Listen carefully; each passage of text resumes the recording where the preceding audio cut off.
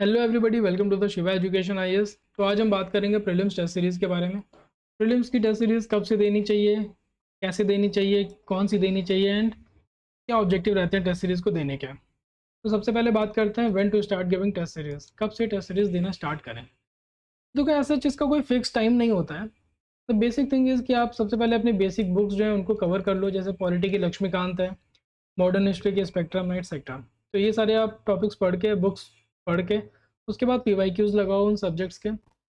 इससे आप क्या करोगे, आप ये फाइंड आउट करोगे कि क्या क्या थीम्स हैं जिससे आपसे रिपीटेडली क्वेश्चंस पूछे जा रहे हैं। ओके, फिर आप ये डिटरमाइन करोगे कि कौन सी थीम आपसे छूट गई है। ओके, आपने कौन सी थीम नहीं करी है।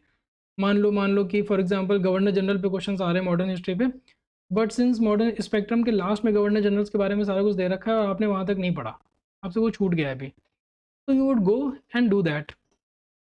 एंड तीसरा काम आप क्या करोगे, पीवाईक्यू से आप अंडरस्टैंड करोगे, आप देखोगे कि किस पैटर्न पे क्वेश्चंस आ रहे हैं। ओके, वो पैटर्न जो है वो आप समझने की कोशिश करोगे पीवाईक्यू से। This has to be done from the PYQs only, not from the test. Okay, pattern आपको पीवाईक्यूज से डेवलप करना है। और इस थीम्स के लिए वैसे मैं 50 टॉपिक्स जो है मोस्ट इंपॉर्टेंट टॉपिक, वो मैं उसके लिए वीडियो बना चुका हूँ ऑलरेडी, बट उसका डिटेल्ड वर्जन सब्जेक्ट वाइज मैं काम कर रहा हूँ उस पर, and very soon I would upload it on the YouTube. तो आप वहाँ से देख सकते हो। उस अब पीवाईक्यूज करने के बाद आप सब्जेक्टिव टेस्ट दोगे। मान लो मॉडर्न हिस्ट्री आपने कर लिया, उसका सब्जेक्टिव टेस्ट दे दिया, पीवाईक्यूज दे दिया। इससे भी आप सेम चीज़ करोगे कि कौन सी थीम आपने नहीं पढ़ी है, उसको आप रिवाइज करोगे and then you move to full length test. Full length test में भी आपको सेम काम करना है, वीक एरियाज फाइंड आउट करने हैं, उनको रिवाइज करना है और फिर से टेस्ट देना है। ओके, यही काम करना होता है टेस्ट सीरीज में। अब बात करते हैं how to attempt. How to attempt, देखो सबसे पहले तो ये है कि ऑफलाइन टेस्ट दोगे, ऑनलाइन टेस्ट नहीं देगा कोई भी। क्यों? क्योंकि ऑफलाइन ही आपको at the end of the day देना है, तो ऑफलाइन की प्रैक्टिस होनी चाहिए। सेम टाइम पे दोगे, दैट इज़ 9:30 से 11:30 टेस्ट होता है वहाँ पे, तो इसी टाइम पे दोगे एएम, प्लस वो 2:30 से 4:30 वाला सी सेट, तो इसी टाइम पे आप दोगे। सिंगल सिटिंग में दोगे, ये नहीं करोगे कि आपने 1 घंटा पढ़, 1 घंटा टेस्ट दिया फिर उठ गए, 20 क्वेश्चन किए फिर उठ गए। इस तरह से नहीं देना है आपको। और ये कोशिश करनी है कि 2-3 राउंड्स में करना है। 2-3 राउंड्स में मतलब जो आप 100% श्योर हो, पहले राउंड में वो कर देने हैं, फिर गेस वर्क वाले कर देने हैं, एंड फाइनली ब्लाइंड वाले थर्ड राउंड में कर देना है और पेपर खत्म कर देना है। तो इससे क्या होगा कि आपके इंपॉर्टेंट क्वेश्चन जो आपको आते हैं वो क्वेश्चन नहीं छूटेंगे। कई बार क्या होता है कि आपके श्योरिटी वाले question eight the and they रखे होते हैं और आपके पास टाइम नहीं बचता है, तो आप तो आने के बावजूद आप क्वेश्चन या तो छूट जाता है या तो क्वेश्चन गलत हो जाता है। तो उस सब चीज़ों से बचने के लिए आपको 3 राउंड्स में टेस्ट देना चाहिए एक्चुअली। और ये प्रैक्टिस टेस्ट से ही करनी चाहिए, क्योंकि eight the end of the day आपको करना होगा। तो लास्ट डे पे देखो कुछ भी नया नहीं कर सकते आप। सारा कुछ जो भी आपको गलतियाँ करनी है ना, जो भी आपको सीखना है वो आपको टेस्ट से ही सीखना पड़ेगा। This is the purpose of the test. फिर सिंगल सेटिंग में देखना है। और मैं ये कहूँगा 1 आवर 15 मिनट से ज़्यादा टेस्ट मत देना। क्यों? क्योंकि देखो लास्ट डे पे, एग्ज़ाम डे में आपको बहुत प्रेशर होगा। एग्ज़ाम प्रिपरेशन में होता क्या है कि आपका एक बेसिक सा क्वेश्चन करने में भी मान लो आपको यहाँ पे 10 सेकंड लग रहा है, ठीक है, एकदम वन वर्ड वाला क्वेश्चन, तो आपको 10 सेकंड लग रहा है, तो वहाँ पे आपको 15 से 20 सेकंड लग जाएगा। तो थोड़ा सा आपको टाइम लेके चलना पड़ेगा। प्लस वहाँ पे ओएमआर शीट भी भरनी होगी, ये सारी चीज़ें करनी होंगी। तो मैं अपने लिए 1 आवर 30 मिनट्स रखता था, 1 आवर 30 मिनट्स। और मैं कोशिश करता था 135-40 मिनट्स तक ही कंप्लीट हो जाए paper, and rest of the time was free for the OMR sheet और कुछ भी अगर एब्सर्ड थिंग हो जाती है। इससे होता क्या कि मैं बहुत रिलैक्स रहता हूँ एग्ज़ाम में, और हर बार मेरा पेपर 1-2 मिनट पहले ही कंप्लीट हो जाता है, 2-3 मिनट पहले। तो कुछ हैफाजार्ड नहीं होता एग्ज़ाम डे पे। तो you have to practise 1 hour 50 minute. 2 घंटे से जो लोग पेपर 2 घंटे देते हैं वो नहीं करना है काम। एंड उसके बाद मोस्ट इंपॉर्टेंट चीज़ आती है एनालाइज करने की, एनालिसिस करने का पार्ट। तो एनालिसिस के लिए आपको 5 से 6 घंटे टेस्ट लगना चाहिए पूरा, including the time for the test. 2 घंटे का टेस्ट जो आप दोगे वो भी इंक्लूड है इसमें। अब होता क्या है कि देखो दो तरह के क्वेश्चंस आएंगे आपके पास। एक तो वो जिसमें आप 100% श्योर हो गए, और दूसरा जिसमें आपने गेस करा होगा। उन दोनों में कुछ सही कुछ गलत होंगे, अग्री और नॉट। इसके बेसिस पे 3 सिनेरियोज आएंगे आपके। वो ये होंगे, या तो आपने पढ़ा ही नहीं होगा वो पेपर, वो क्वेश्चन आपने पढ़ा ही नहीं होगा, ओके, या तो आपने पढ़ा होगा बट फिर भी गलत हो गया, या फिर आपने कोई सिली मिस्टेक कर दी, जैसे कि इनकरेक्ट को आपने करेक्ट मान लिया, ओके, बी मार्क करना था बट आपने सी मार्क कर दिया। इस टाइप की जो भी गलतियाँ होती हैं मैं अभी दिखाऊंगा। तो ये सिली मिस्टेक्स हैं, तो आपको फोकस इंप्रूव करने की ज़रूरत है, मेडिटेशन करो, एमसीक्यूज प्रैक्टिस करो, ये सारी चीज़ें करो, so that you could reduce your silly mistakes to at least, मतलब 1 से 2 ही रहें, 1 या 2 से ज़्यादा ना हो, ठीक है। पढ़ लिया है बट फिर भी गलत हो गया है, या तो आप रिकॉल नहीं कर पा रहे हो अच्छे से, तो आपको रिवाइज़ करने की ज़रूरत है। रिवाइज़ करो प्लस एमसीक्यू सॉल्व करो, ठीक है। अगर आप अपना कुछ कॉमन सेंस अप्लाई नहीं कर पाए, जो भी ट्रिक्स लोग बोलते हैं, ट्रिक्स एंड टेक्निक्स, या फिर कॉमन सेंस जो मैं बोलता हूँ, वो अप्लाई नहीं कर पाए, तो भी आपको एमसीक्यू सॉल्व करने की ज़रूरत है। और अगर आपको कुछ क्वेश्चंस, कई सारे क्वेश्चंस ऐसे आ रहे हैं जिसको आपने पढ़ा ही नहीं है, कई सारे क्वेश्चंस ऐसे हैं, तो you need to widen your sources. For example, आपने इकोनॉमिक सर्वे पढ़ा है या नहीं पढ़ा, करंट अफेयर्स अच्छे से करें या नहीं करें, एंशियंट मेडिवल की एनसीईआरटीज़ कर रखी हैं, रिवाइज कर रखी हैं या नहीं, तो ये सारी चीज़ें आपको देखनी पड़ेंगी। अब देखते हैं कि टेस्ट को एनालाइज कैसे करते हैं, मैंने बताया अभी। तो जैसे मैंने ये लास्ट ईयर का टेस्ट है 2022 का, 27वां विजन का, और इसमें मैंने 94 क्वेश्चन अटेम्प्ट किए थे, जिसमें 71 सही हो गए, 23 गलत हो गए, and I scored 126.6 marks, which is good mark, okay. अब इसमें क्या करना है, ये वाला जो है ना, ये 100% श्योर वाला है, ये वाला गेस वर्क है, और ये बी से ब्लाइंड है, ठीक है। अब इसमें मैंने अभी 71 सही हुए थे, 23 गलत हुए थे, तो इसमें मैंने मार्क कर लिया कि 100% वाले कितने गलत हुए, 100% वाले कितने सही हुए, गेस वर्क वाले कितने गलत हो गए, कितने सही हो गए, ब्लाइंड वाले कितने सही हो गए, कितने गलत हो गए। तो ब्लाइंड वाले अगर 50-50 प्रोबेबिलिटी आ रहा है ना, that means you are very lucky on that day. ये 3 दिन बहुत कम होता है यार, और ये बहुत वेरी भी करता है, कई बार 2-4 भी हो जाता है, कई बार 4-2 हो जाता है, इट कुड बी एनीथिंग। फिर इसके बाद आप क्या करोगे, आप सब्जेक्ट वाइज लिस्ट बनाओगे, किस में से कितने सही हुए, कितने गलत हुए। जैसे कि पॉलिटी में 18 सही हो गए, 2 गलत हो गए 20 में से, मॉडर्न हिस्ट्री में 5-2, ancient medieval art and culture में 3 सही, 3 सही 4 गलत हो गए। तो ये एक पता चल गया कि ये एक वीक टॉपिक है, इसमें हमें काम करने की ज़रूरत है, ये एक वीक टॉपिक निकला। फिर ऐसे ही करते करते देखा साइंस एंड टेक में भी 2-3 है, ये भी एक वीक टॉपिक है। तो अब ये पता चल गया कि एंशियंट मेडिवल मेरे को करना है और साइंस एंड टेक करना है, उसके बाद आगे बढ़ना है। तो ये दोनों जब काम हो जाएंगे, उसके बाद अगला टेस्ट देंगे, और कोशिश करेंगे कि एंशियंट मेडिवल वाले क्वेश्चन गलत ना हो, साइंस एंड टेक वाले क्वेश्चन गलत ना हो, प्लस ज्योग्राफी इन्वायरमेंट में जो भी स्ट्रॉन्ग टॉपिक्स हैं बेसिकली, तो वो हमारे स्ट्रॉन्ग रहें, ये भी इंश्योर करना है। तो उसके लिए आपको रेगुलर रिवीजन करते रहना पड़ेगा। अब देखो मैं दिखाता हूँ, जैसे ब्लाइंड क्वेश्चन था वो सही हो गया, जैसे ये था ब्लाइंड, ये मैंने तीसरे राउंड में किया था, ओके। ये ब्लाइंड पे गोला मार दिया, लास्ट में जब थर्ड राउंड में जब मैंने अटैम्प्ट किया ना, तो ये ब्लाइंड मार्क कर दिया, क्योंकि पहले अटैम्प्ट में मैं क्या करता हूँ, ये क्वेश्चन मेरे को नहीं आता है, बिल्कुल ही नहीं आता है, गोला मार के ये बना दिया, ये मेरे को बिल्कुल नहीं आता, ये जो 2 लाइनें हैं ना, इसका मतलब ये होता है कि मेरे को ये क्वेश्चन बिल्कुल नहीं आता है, ये मैं लास्ट राउंड में करूँगा जाके।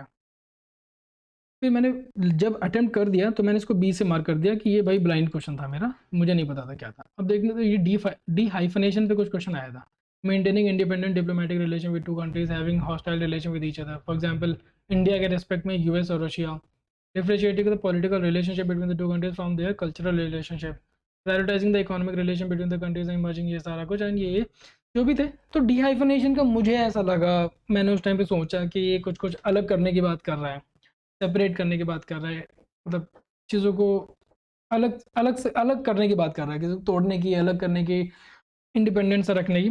तो मैंने ये बस क्वेश्चन ए मार्क कर दिया, and luckily it was right. तो इसी तरह से आप ब्लाइंड क्वेश्चन करते हो कि कुछ वर्ड से मीनिंग निकाल लिया, उसके बेसिस पे कोई सेंटेंस मैच कर रहा है क्या, वो देख लिया, या फिर कुछ भी और तुक्का कहीं से भिड़ गया, तो मैंने ब्लाइंड पे मार्क कर दिया, वो सही हो गया। कई बार गलत भी हो सकता था, क्योंकि मैंने डी हाइफनेशन कभी नहीं सुना था उस टाइम पे। फिर बात करते हैं ये जैसे ब्लाइंड क्वेश्चन है, सॉरी ब्लाइंड नहीं, ये गेस वर्क का क्वेश्चन है। जोनल काउंसिल मैंने पढ़ रखा है ऑब्वियसली, पॉलिटी की लक्ष्मीकांत में दे रखा है, मेरे को ये पता था कि फजल अली कमीशन नहीं करता है, ये मैंने मार्क कर रखा था, ठीक है। सेकंड वाला मुझे नहीं पता था, at least thrice in a year मुझे बिल्कुल भी याद नहीं आ रहा था, मैंने पढ़ा था नहीं पढ़ा था क्या तो था। तो मैंने ये गोला बना दिया कि मैं इसको सेकंड राउंड में करूँगा, सेकंड राउंड में मैंने 2 मार्क कर दिया, जो भी कॉमन सेंस ट्रिक्स टेक्निक्स थी, बट वो अल्टीमेटली गलत हो गया, ठीक है, कोई बात नहीं, फिर ये तो होना ही था, कुछ सही क्वेश्चन हो जाते हैं, कुछ गलत हो जाते हैं। तो this keep on working, keep on happening. अब ये वो क्वेश्चन है जो 100% श्योरिटी के साथ आप गलत करते हो, कि मेरे को ये तो आता है क्वेश्चन, खटाक से मारा और गलत हो गया। जैसे कॉर्डिलेरा फोल्ड माउंटेन्स की बात इसने पूछी और मैंने जो है यूरोप मार्क कर दिया। तो ये मेरा ज्योग्राफी ऑप्शनल है और मैंने कॉर्डिलेरा फोल्ड माउंटेन्स न जाने कितनी बार पढ़ा होगा, ओके।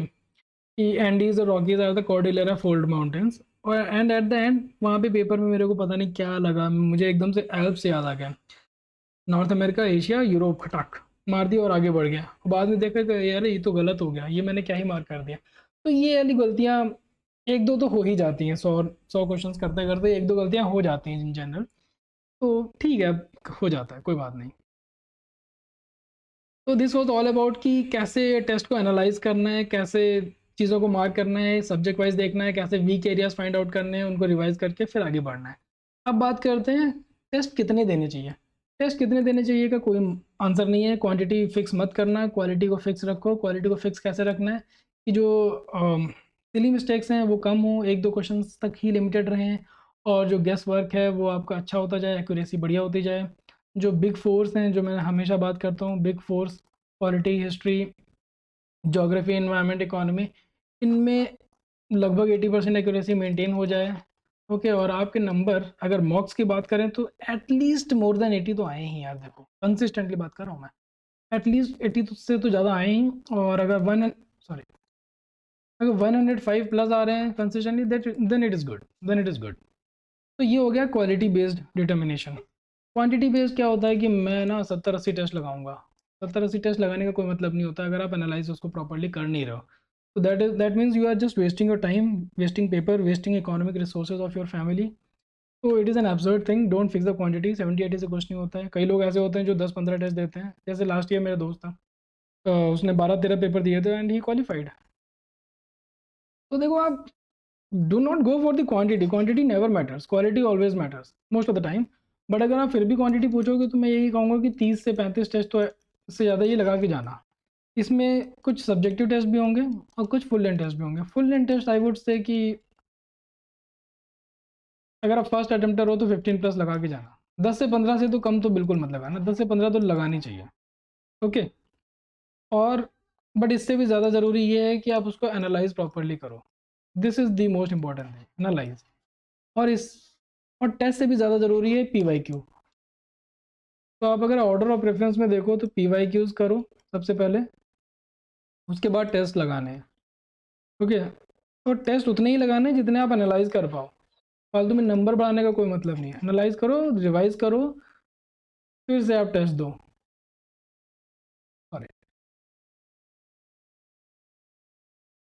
ठीक है, तो दिस शुड बी योर गोल।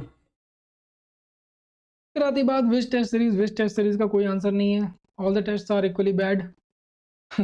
सबसे अच्छे PYQs हैं जो आपको करके जाने हैं। फिर सब्जेक्टिव टेस्ट देख लो, इन सबसे सेम प्रोसेस करना है आपको, वीक एरियाज फाइंड आउट करके रिवाइज करके फिर टेस्ट देते जाना है।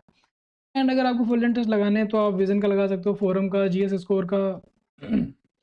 मुझे फोरम थोड़ा सा ज़्यादा अच्छा लगा, क्योंकि विजन में कई बार कुछ टेस्ट ना एक्स्ट्रा टफ बना देते हैं, कई बार मैंने देखा। तो जैसे मेरा इस वाले टेस्ट में 126-27 नंबर आया था, कई बार वो उठ के 90 आ जाता है।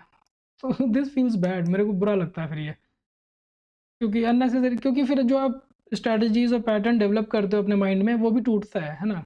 आप बार बार गलत, टेस्ट सीरीज का कुछ तो इम्पैक्ट पड़ता ही है। तो आई वुड से कि फोरम के भी ठीक हैं, फोरम के मुझे थोड़ा सा बेहतर लगते हैं विजन से, तो आप फोरम ट्राई कर सकते हो। GS स्कोर के मैंने ज़्यादा नहीं दिए हैं, लास्ट ईयर दिए थे 3-4 टेस्ट आई गेस, तो वो भी अच्छे थे, that they were also good. तो आप GS स्कोर भी ट्राई कर सकते हो, विजन भी अच्छा है, this no doubt in that. 10-15 test होते हैं इनके, तो कुछ 2-4 टेस्ट में ये नाटक कर देते हैं, but overall they are also good, Vision के भी टेस्ट अच्छे हैं। तो अब सबसे इंपॉर्टेंट बात आती है कि टेस्ट सीरीज देना क्यों है ना। टेस्ट सीरीज आपको डीमोटिवेट करने के लिए बिल्कुल भी नहीं होती हैं। इनका सोल पर्पज़ ये होता है कि आप अपने वीक एरियाज़ को फाइंड आउट कर पाओ, ठीक है, उनको रिवाइज कर पाओ, टाइम को अच्छे से मैनेज कर पाओ, MCQs प्रैक्टिस कर पाओ, क्या आपकी एप्लीकेशंस हैं, क्या आप क्या नॉलेज का अप्लाई कर पा रहे हो या नहीं कर पा रहे हो, ये चीज़ चेक कर लो। Time management is very crucial in the exam hall, तो वो आपको आना चाहिए, नॉलेज अप्लाई करना आना चाहिए। And ultimately they all lead to the development of the confidence, which is the key to the prelims. Prelims qualify करने के लिए कॉन्फिडेंस बूस्टअप होना बहुत ज़्यादा ज़रूरी है। Okay, this is the most important thing. And finally the note of question here is कि this is test series are not for the content building. Okay, do not go for the content building process from the test series. Mains में आप थोड़ा बहुत कर सकते हो, test series से आपने कुछ टॉपिक देखा, उससे कंटेंट बना लिया, बट यहाँ से नहीं। प्रीलिम्स में कंटेंट बिल्डिंग टेस्ट सीरीज से नहीं होता, ये बात एकदम आप ध्यान रखेंगे। तो all the best for the test series. I hope आपको कुछ समझ में आया होगा टेस्ट सीरीज से क्या करना है, कैसे करना है।